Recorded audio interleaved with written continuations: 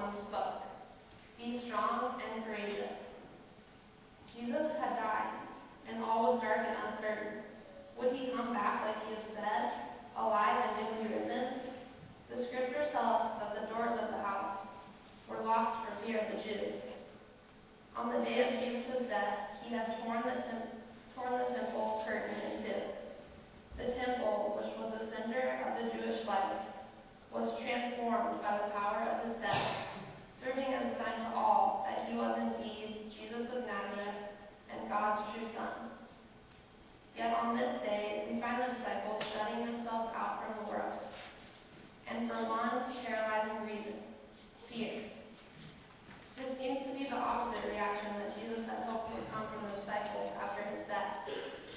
I do not think he made the powerful statement of tearing the temple curtain in two just to have the Jews try to continue their normal life and the disciples flee in fear. But the paramount moment with Jesus' words comes with "Peace be with you," a phrase that has the strength to restore the order of chaotic life and comfort to the heart of any living person.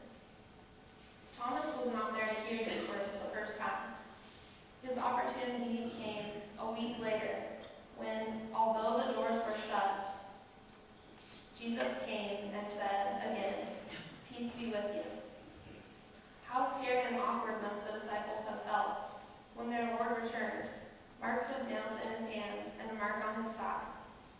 Just weeks before, they had been safe, eating together, laughing together, and enjoying the presence of their God in that very room.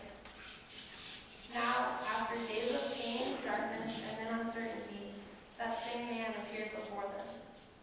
They must have felt that there was no simple way to dissolve the awkward feelings stirring in their hearts. I, too, have been placed into a situation that transformed a safe and happy family environment into something very uncomfortable and awkward. In 1999, my mom was diagnosed with leukemia. As some of you may know, news like this turns a family upside down. That confident feeling you carried with you that said, even when there were minor problems, everything was going to be okay, was completely stripped away from you. Everything becomes uncertain, and there's no reassurance. Even in the face of my dad, who is the one person we can always count on to tell it like it is, there was no light, no reassuring gaze letting us know that she would be okay. No one knew if she would come back. Like the disciples, anxiously awaiting the return of the promised Jesus, all we could do was hope and pray. And all we had were each other. My mom was in a hospital in Houston, Texas for about 3 months.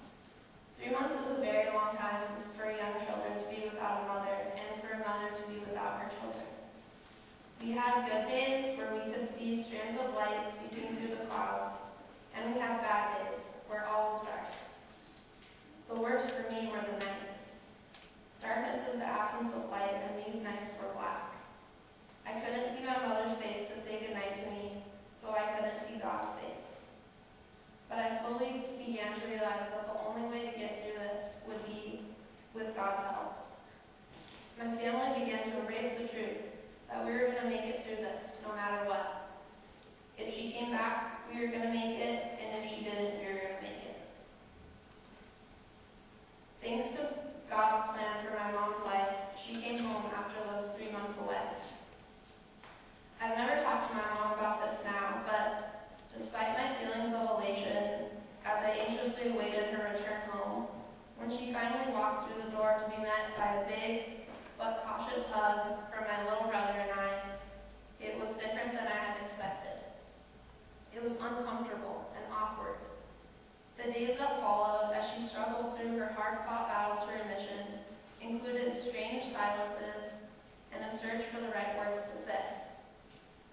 But a death was overcome, and this story can be seen as a parallel to the ancient story of Jesus and his disciples.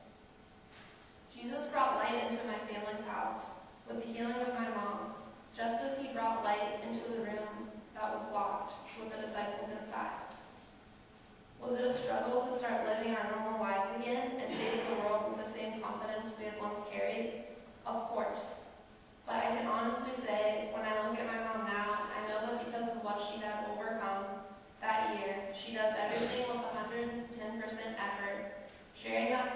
spark of life with every person and everything she comes into contact with. In that same way, it must have taken the disciples a while to regain the strength and confidence to go out into the world knowing they were to spread the truth to all that they met. But all it takes to move from the locked room into the light is the reassurance that God's peace is with us. It will be dark because the world is dark, but Jesus gives us the light we need to survive in the darkness. It will not be easy, but just as the disciples did, we too can hold on to that prayer and say, okay, I know this will be difficult, but I also know that Jesus is here. He's with me always. I will not be afraid. Whatever we are called to fulfill in our lives today, we carry out with Jesus' light in our hearts. We will encounter fear, uncertainty, and even doubt, but his light will be with us all the way. So what will it take for you to emerge from the darkness and unlock the